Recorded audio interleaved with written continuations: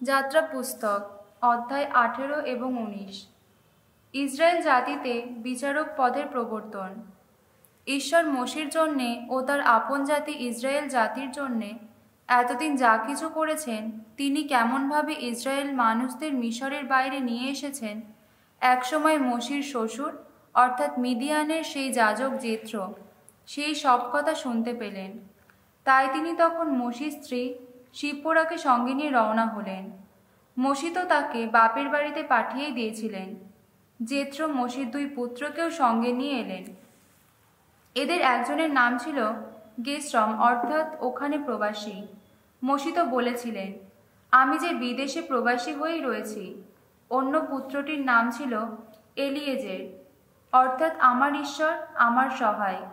মোশি তো বলেছিলেন, আমার পিতা ঈশ্বর আমার সহায় হয়েছেন। আমাকে তিনি ফারাওয়ের তলোয়ারের আঘাত থেকে রক্ষা করেছেন।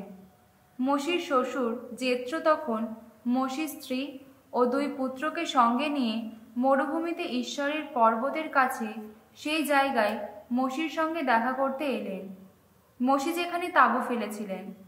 মোশিকে তিনি বলে পাঠালেন, আমি তোমার শ্বশুর জেত্র তোমার কাছে আসছি। তোমার সঙ্গে রয়েছে তোমার স্ত্রী ও তোমার 2 পুত্র। মোশি বাইরে বেরিয়ে এসে পথেই শ্বশুরের সঙ্গে দেখা করলেন। শ্বশুরকে প্রণাম করার পর তিনি তাকে প্রীতিচুম্বন করলেন। দুজনে দুজনের কুশল প্রশ্ন করার পর তাঁবুতে গিয়ে ঢুকলেন। ইসরায়েলের ভালোর জন্য ভগবান ফারাও আর মিশরীয়দের কী সব অনর্থ ঘটিয়েছেন এবং ইসরায়েলের যাত্রাপথে কী সব বিপদ এসেছিল আর তিনি কিভাবে সেই বিপদ থেকে তাদের উদ্ধার করেছেন, তারই কাহিনী মোশি তখন শ্বশুরকে শোনালেন। মিশরীয়দের হাত থেকে ইসরায়েলের মানুষদের উদ্ধার করে ভগবান তাদের ওই যা কিছু উপকার করেছেন তা জানতে পেরে জেত্র গভীর আনন্দ পেলেন। তিনি বললেন, ধন্য ধন্য ভগবান, তিনি তো মিশরীয়দের হাত থেকে এবং ফারাওয়ের হাত থেকে তোমাদের উদ্ধার করেছেন। তারই সাহায্যে এই জাতির সকল মানুষ মিশরীয়দের কবল থেকে উদ্ধার পেয়েছে। ইসরায়েলীয়দের ওপর মিশরীয়রা শোষণ শাসন চালানোর ফলে ওই যা ঘটেছে তা দেখে আমি তো এখন বুঝতেই পারছি, সকল দেবতার ঊর্ধ্বেই ভগবানের আসন। মোশির শ্বশুর জেত্র তখন ঈশ্বরের সম্মানে একটি পশু আহুতি দিলেন এবং আরও নানা যজ্ঞ সম্পন্ন করলেন। আরন এবং ইসরায়েল জাতির সমস্ত প্রবীণ তখন সেখানে এসে ঈশ্বরের সামনে মোশির শ্বশুরের সঙ্গে সেই যজ্ঞভোজে যোগ দিলেন। পরের দিন হলো কি, মোশি লোকদের যত ব্যাপার বিচার করার জন্য আসনে বসলেন। লোকেরা সকাল থেকে সন্ধ্যা পর্যন্ত সারাদিন তার চারপাশে দাঁড়িয়ে রইল। মোশিকে লোকেদের জন্য এই কত কিছু করতে হচ্ছে দেখে তার শ্বশুর তাকে বললেন, লোকদের কাজ এভাবে চালাচ্ছ কেন তুমি? তোমার চারপাশে লোকেরা সবাই তো সকাল থেকে সন্ধ্যা পর্যন্তই দাঁড়িয়ে আছে, কেনই বা তুমি এইভাবে একাই বিচারে কাজ করছো? মোশি শ্বশুরকে উত্তর দিলেন, লোকেরা তো আমার কাছে আসে ঈশ্বরের ইচ্ছা কি তা জেনে নিতে। তাদের কোনো বিবাদ ঘটলে তারা আমার কাছে আসে, আমি তখন দুপক্ষের মধ্যে ওই ব্যাপারটার নিষ্পত্তি করে দিই এবং ঈশ্বরের যত বিধিনিষেধ যত ধর্মশিক্ষা জানিয়ে দিই। মোশির শ্বশুর তাকে বললেন, এ তুমি কিন্তু ঠিক করছো না। শেষে তুমি নিজেও রীতিমতো হয়রান হয়ে পড়বে আর তোমার চারপাশের ওই লোকেদেরও হয়রান করে তুলবে। আসলে এই কাজের বোঝা তোমার পক্ষে বওয়া সম্ভব নয়, সব কিছু একা সামলানো সম্ভব নয়। এখন যা বলছি, তোমাকে যে পরামর্শ দিচ্ছি তা তুমি শোনো। ঈশ্বর নিশ্চয়ই তোমার সহায় হবেন। তোমার নিজের কাজ হলো ঈশ্বরের সামনে লোকেদের প্রতিনিধি হিসেবে দাঁড়ানো। তাদের যত বিপদের ব্যাপার তুমি ঈশ্বরের কাছে পেশ করো এবং যে বিভিন্ন বিধিনিষেধ ও যে ধর্মশিক্ষা তাদের মেনে চলার কথা, সেই বিষয়ে তাদের উপদেশ দাও। কোন পথে তাদের চলা উচিত, কোন কোন কাজ করা উচিত, সেই সব কথা তুমি তাদের বুঝিয়ে দাও। কিন্তু সেই সঙ্গে তুমি সমস্ত লোকেদের মধ্যে সুযোগ্য এমন মানুষদের খুঁজে বার করো, যারা ঈশ্বরভীরু, যারা নির্ভরযোগ্য, যাদের দুর্নীতিগ্রস্ত করা সম্ভব নয়। তাদের তুমি সহস্রপতি, শতপতি, পঞ্চাশতপতি বা দশপতি করে লোকেদের ওপর বসাও। তারাই বরং গণবিচারকদের কাজ সবসময় চালাক। বিশেষ গুরুত্বপূর্ণ যত ব্যাপার তারা তোমার কাছে নিয়ে আসুক, কিন্তু সাধারণ যত ব্যাপারের নিষ্পত্তি তারা নিজেরাই করে নিক। তাতে তোমার নিজের কাজ তো অনেকটাই হালকাই হবে। তারা সেই কাজের ভার তোমার সঙ্গে বহন করবে। তুমি যদি তেমন ব্যবস্থা করো, ঈশ্বর যদি তোমাকে তাই করতে বলেন, তাহলে কাজের চাপ সইতে পারবে তুমি, আর ওই সমস্ত লোক তো সন্তুষ্ট হয়ে ঘরেই ফিরে যেতে পারবে। মসি শ্বশুরের পরামর্শ মেনে নিলেন। শ্বশুর যা কিছু করতে বলেছিলেন তিনি ঠিক তাই করলেন। ইসরায়েলের সমস্ত মানুষদের মধ্যে থেকে সুযোগ্য যত ব্যক্তিকে বেছে নিয়ে তিনি তাদের সহস্রপতি, শতপতি, পঞ্চাশতপতি ও দশপতি করে লোকেদের উপর প্রধান হিসেবে বসালেন। তারাই তখন গণবিচারকদের কাজ সবসময় চালাতে লাগলেন। বিশেষ জটিল যত ব্যাপার তারা মসির কাছে নিয়ে আসতেন, কিন্তু যত সাধারণ ব্যাপারের নিষ্পত্তি তারা নিজেরাই করে নিতেন। পরে মসি তার শ্বশুরকে ঘরে ফিরে যেতে দিলেন। শ্বশুর নিজের দেশে ফিরে গেলেন। মিশর দেশ ছেড়ে বেরিয়ে আসার পর তৃতীয় অমাবস্যার দিনে ইসরায়েলীয়রা সিনাই মরুভূমিতে এসে হাজির হলো। রেফিদিম থেকে যাত্রা করে তারা সিনাই মরুভূমিতে এসে মরুভূমিতেই শিবির বসালো। ইসরায়েলের মানুষেরা সেখানে সিনাই পর্বতের ঠিক সামনেই তাঁবু ফেলল। মসি পর্বতে উঠে ঈশ্বরের কাছে গেলেন। ভগবান পর্বতের ওপর থেকে তাকে ডাক দিয়ে বললেন, যাকব বংশের মানুষদের তুমি এই কথা বলবে, ইসরায়েলীয়দের কাছে এই কথা ঘোষণা করবে, মিশরীয়দের আমি যে কি দশা করেছি তা তোমরা নিজেরাই তো দেখেছ, আর এও দেখেছে কিভাবে যেন ঈগলের ডানায় আমি এতদিন তোমাদের বহন করেছি আর আজ এখানে নিয়ে এসেছি আমার কাছে। এখন তোমরা যদি আমার কথা সত্যিই মান্য করে আমার সন্ধি পালন করো, তাহলে সকল জাতির মধ্যে তোমরা তো হবে আমার একান্ত আপনজন। আসলে সমগ্র পৃথিবী তো আমার, কিন্তু এই তোমরা আমার কাছে তোমরা তো হবে এক যাজকীয় রাজবংশ, এক পবিত্র জাতি। তুমি এখন এইসব কথা ইসরায়েলীয়দের শোনাও। মসি ফিরে এসে সমাজ প্রবীণদের ডেকে পাঠালেন এবং ভগবান তাকে যা কিছু বলতে আদেশ দিয়েছিলেন তা সমস্তই তিনি তাদের জানিয়ে দিলেন। লোকেরা তখন সবাই মিলে উত্তর দিলেন, ভগবান যা কিছু করতে বলেছেন আমরা তো সবই করব। মসি তখন ফিরে গিয়ে লোকেদের উত্তর ভগবানকে জানালেন। ভগবান মসিকে বললেন, আমি এবার একটি ঘন মেঘের আড়ালে অধিষ্ঠিত হয়ে তোমার কাছে আসব, যাতে তোমার সঙ্গে যখন কথা বলবো তখন লোকেরা যেন তা শুনতে পায়, আর তারা যেন সবসময় তোমার ওপর বিশ্বাস রেখে চলে। মসি যখন লোকেদের উত্তর ভগবানকে জানালেন, তখন ভগবান তাকে বললেন, লোকেদের কাছে গিয়ে তাদের বলো যে আজ আর আগামীকাল তারা যেন নিজেদের শুচিশুদ্ধ করে রাখে, তারা তাদের জামা কাপড় কেচে নিক, তৃতীয় দিনের জন্য তৈরি হয়ে নিক তারা, কেননা তৃতীয় দিনে ভগবান সমস্ত লোকেদের চোখের সামনে সিনাই পর্বতে নেমে আসবেন। তুমি পর্বতের চারপাশ ঘিরে এমন একটি গণ্ডি টেনে রাখো যে গণ্ডি লোকেদের পার হওয়া চলবে না। তাদের বলে দাও তারা সাবধান থাকুক, তারা যেন পর্বতে না ওঠে, এমনকি পর্বতের নিম্ন প্রান্তেও যেন পা না দেয়। যে কেউ পর্বতে পা দেবে তাকে প্রাণে মেরে ফেলা হবে। এই সময় তাকে হাত দিয়ে স্পর্শ করা চলবে না, পাথর বা তীর ছুঁড়ে তাকে মেরে ফেলতে হবে। পশুই হোক বা মানুষই হোক, সে প্রাণে বেঁচে থাকতে পারবে না। ভেড়ার শিঙার দীর্ঘ সংকেত ধ্বনি যখন বেজে উঠবে তখন অবশ্য পর্বতে ওঠা চলবে। মসি তখন পর্বত থেকে নেমে এসে লোকেদের কাছে ফিরে গেলেন। তিনি তাদের নির্দেশ দিলেন তারা যেন নিজেদের শুচিশুদ্ধ করে নেয়। তারা তখন তাদের জামা কাপড় সবই কেচে নিল। তারপর মসি তাদের সকলকে বললেন, তোমরা তৃতীয় দিনের জন্য তৈরি হয়ে নাও। এই সময় তোমরা কোনো নারী সংসর্গ করো না। তৃতীয় দিনে ভোর হতেই পর্বতের ওপর শোনা গেল বজ্রনাদ, দেখা গেল বিদ্যুৎ আর জমাট একটি মেঘ। এবং সেই সঙ্গে বেজে উঠল খুবই তীব্র এক বিষণের শব্দ। তাঁবুগুলোর ওখানে যারা ছিল তারা সবাই কেঁপে উঠল। তখন মোশি ঈশ্বরের কাছে লোকেদের নিয়ে যাবার জন্যে তাদের সবাইকে তাঁবুস্থানের বাইরে নিয়ে এলেন। পর্বতের পাদদেশে যখন এসে দাঁড়ালো তারা, সিনাই পর্বত তখন ধোঁয়ায় সম্পূর্ণ ঢাকা ছিল, কেননা ভগবান অগ্নিতে অধিষ্ঠিত হয়ে তার ওপর নেমে এসেছিলেন। ধোঁয়াটা জ্বলন্ত অগ্নিকুণ্ডে ধোঁয়ার মতোই ওপরে উঠছিল, আর সমস্ত পর্বত প্রচণ্ডভাবে কাঁপছিল। বিষাণের শব্দ ক্রমে তীব্র থেকে তীব্রতর হয়ে উঠতে লাগল। মোশি কথা বলছিলেন আর ঈশ্বর তার দিব্য কণ্ঠে উত্তর দিচ্ছিলেন। ভগবান এবার সিনাই পর্বতে সেই পর্বতের চূড়ায় নেমে এলেন। মোশিকে সেখানে পর্বত চূড়ায় ডাকলেন তিনি, তাই মোশি তখন পর্বতের ওপরে গেলেন। ভগবান একসময় মোশিকে বললেন, তুমি এবার বরং নিচে নেমে যাও, লোকেদের সতর্ক করে দাও আমাকে দেখবার ইচ্ছায় তারা যেন গণ্ডি পার হয়ে এখানে না আসে, তাহলে তাদের অনেকেই কিন্তু প্রাণ হারাবে।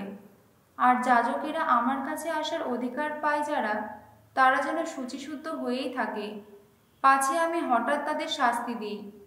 মোশি ভগবানকে উত্তর দিলেন, লোকদের তো সিনাই পর্বতে ওঠার কথা নয়, এ ব্যাপারে তুমি তো আমাদের সতর্ক করে দিয়ে বলেছ, পর্বতের চারপাশে একটি গণ্ডি টেনে রাখো আর ঘোষণা করো এ পর্বত পবিত্র স্থান। ভগবান তাকে বললেন, যাও, নিচে নেমে যাও। তারপর আরোনকে সঙ্গে নিয়েই আবার এখানে উঠে এসো।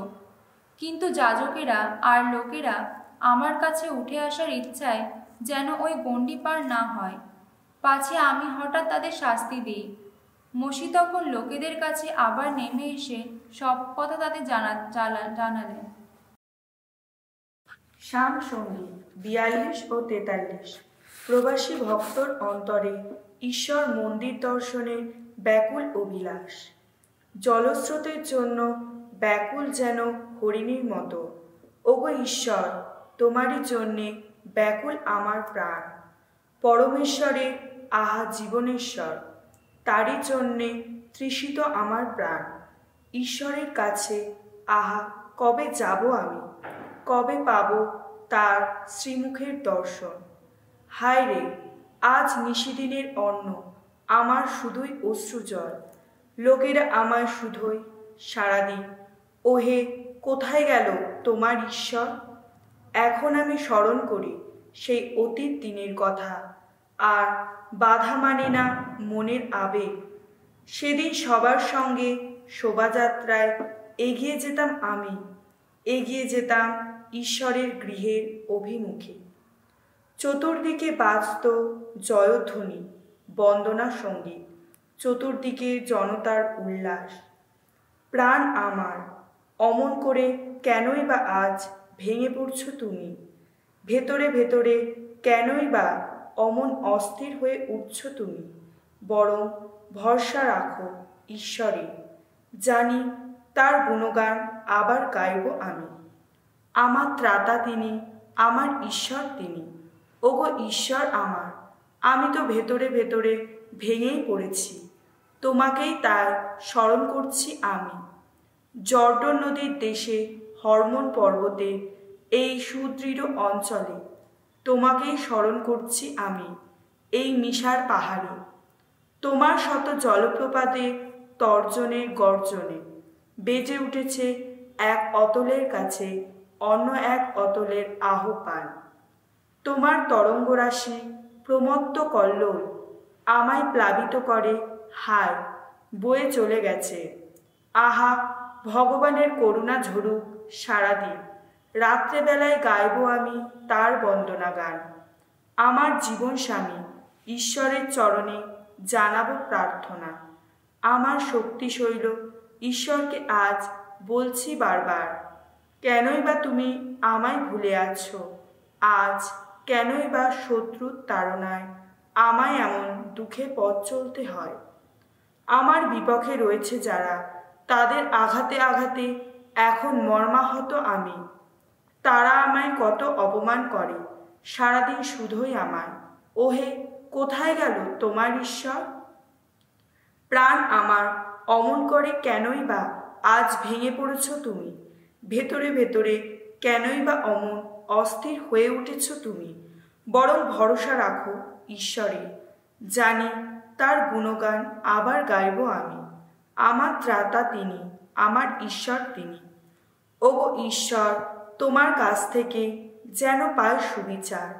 ওই যত ভক্তিহীন লোকের বিরুদ্ধে আমার সপক্ষেই দাঁড়াও তুমি। যত সৎ নষ্টমতি মানুষের হাত থেকে আমায় উদ্ধার করো তুমি।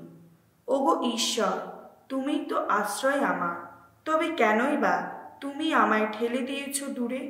আজ কেনই বা শত্রুর তাড়নায় আমায় এমন দুঃখে পথ চলতে হয়? তোমার আলো, তোমার সত্য প্রেরণ করো। আমার পথে তারাই দিশারি হবে, আমাকে তারাই নিয়ে যাবে। ওগো, তোমার সেই পর্বত পর্বতে নিয়ে যাবে, তোমার সেই আপন আবাসে। তখন ঈশ্বরের বেদির কাছে এগিয়ে যাব আমি, যাব আমার আনন্দধন প্রাণীর পুলক ঈশ্বরেরই কাছে। তোমার গুণগান করব সেতারের ঝংকারে, পরমেশ্বর হে আমার ঈশ্বর। প্রাণ আমার অমন করে কেনই বা আজ ভেঙে পড়েছ তুমি? ভেতরে ভেতরে কেনই বা অমন অস্থির হয়ে উঠেছ তুমি? বরং ভরসা রাখো ঈশ্বরে, জানি তার গুণগান আবার গাইব আমি। আমার ত্রাতা তিনি, আমার ঈশ্বর তিনি। সাধু মথি রচিত মঙ্গল সুসমাচার 23 অধ্যায় 23 থেকে 39 পদ। হায় হায় আপনারা শাস্ত্রীরা আর ফরিসিরা, যত ভণ্ডের দল! আপনারা তো আপনাদের পুদিনা, মৌরি আর জিরের 10 ভাগ নৈবেদ্য হিসাবেই দিয়েই থাকেন, অথচ বিধানের গুরুতর নির্দেশগুলি যেমন ন্যায়নিষ্ঠা, দয়ামায়া, বিশ্বস্ততা নির্দেশ, এগুলি আপনারা কিন্তু উপেক্ষাই করেন। আপনাদের তো এই সব নির্দেশ পালন করা উচিত ছিল, অবশ্য অন্যান্য নির্দেশ উপেক্ষা না করে। সত্যি অন্ধ ধর্মনেতা আপনারা, একদিকে ছেঁকে ফেলছেন মশা, অন্যদিকে গিলে ফেলছেন উট। হায় হায় আপনারা শাস্ত্রীরা আর ফরিসিরা, যত ভণ্ডের দল! আপনারা তো থালাবাটির বাইরেটাই শুধু পরিষ্কার করে রাখেন, কিন্তু ভেতরটা যে ভরে থাকে শোষণ আর অসংযমের নোংরামিতে। তাই বলি, অন্ধ ফরিসি, বাটির ভেতরটাই আগে পরিষ্কার করে নিন, তাতে বাইরের দিকটাও পরিষ্কার হয়ে উঠবে। হায় হায় আপনারা শাস্ত্রীরা আর ফরিসিরা, যত ভণ্ডের দল! আপনারা যেন চুনকাম করা কবরেরই মতো। বাইরেটা দেখতে কত সুন্দর, কিন্তু ভেতরটা শুধু ভরে আছে যত মরা মানুষের হাড়ে আর যত পচা আবর্জনা। আপনারাও তো ঠিক ওই রকম। বাইরে আপনাদের কত ধার্মিক বলেই না মনে হয়, এদিকে আপনাদের ভেতরটা কিন্তু ভণ্ডামি আর অধর্মেই ভরা। হায় হায় আপনারা শাস্ত্রীরা আর ফরিসিরা, যত ভণ্ডের দল! আপনারা তো প্রবক্তাদের কবর গেঁথেই তোলেন, কত ধর্মাত্মা মানুষের সমাধি মন্দির সাজিয়েই রাখেন, আর বলে থাকেন, আমরা যদি আমাদের পিতৃপুরুষদের সময় থাকতাম তাহলে আমরা কিছুতেই তাদের সঙ্গে হাত মিলিয়ে প্রবক্তাদের রক্তপাত করতে যেতাম না। সুতরাং আপনারা সকলের সামনে স্বীকার করেই নিচ্ছেন যে প্রবক্তাদের যারা হত্যা করেছিল আপনারা তাদেরই সন্তান। বেশ, তাহলে আপনাদের পিতৃপুরুষেরা যা শুরু করেছে তা আপনারা এবার শেষ করে দিন। আপনারা তো সাপের মতোই, কাল সাপেরই জাত। নরকদণ্ডের হাত থেকে আপনারা পালিয়ে বাঁচবেন কেমন করে? আর সেজন্যই আমিও তো আপনাদের কাছে কত প্রবক্তা, কত জ্ঞানী, কত শাস্ত্রবিদ মানুষকে পাঠাবো। তাদের কাউকে আপনারা হত্যা করবেন, কাউকে ক্রুশে দেবেন, কাউকে আপনাদের সমাজগৃহে কশাঘাত করবেন, কাউকে আবার এক নগর থেকে আর এক নগরে তাড়িয়ে বেড়াবেন। আর তাই এ পর্যন্ত যত ধর্মাত্মা মানুষের রক্ত এই পৃথিবীর মাটিতে ঝরানো হয়েছে তা সেই ধর্মাত্মা আবেলের রক্ত থেকে শুরু করে বারাখিয়ের ছেলে সেই জাকারিয়ার রক্ত পর্যন্ত, যে জাকারিয়াকে আপনারা মন্দিরের পুণ্যস্থান ও যজ্ঞবেদীর মাঝখানে খুন করেছিলেন, তাদের সকলেরই রক্ত ঝরানোর জন্য একদিন ঐশ্ব শান্তির আঘাত কিন্তু আপনাদেরই ওপর এসে পড়বে। আমি আপনাদের সত্যিই বলছি, ওসব কিছুর জন্য ঐশ্ব শাস্তির আঘাত একদিন এই যুগের মানুষেরই ওপর এসে পড়বে। হায় জেরুজালেম, জেরুজালেম, প্রবক্তাদের তুমি যে মেরেই ফেলো, তোমার কাছে যাদের পাঠানো হয় তাদের যে পাথর ছুঁড়েই মেরে ফেলো তুমি। পাখি যেমন করে তার বাচ্চাদের নিজের ডানার নিচে জড়ো করে আনে, তেমনি আমিও তো কতবার তোমার সন্তানদের জড়ো করে আনতে চেয়েছি, কিন্তু তোমরা তা হাতে দাওনি। তাই জেনে রাখো, তোমাদের মন্দির এবার শূন্য পরিত্যক্ত হয়েই পড়ে থাকবে। আমি তোমাদের বলে রাখছি, যতদিন না তোমরা বলবে প্রভুর নামে আসিছেন যিনি, ধন্য তিনি ধন্য, ততদিন তোমরা আমাকে আর দেখতে পাবে না।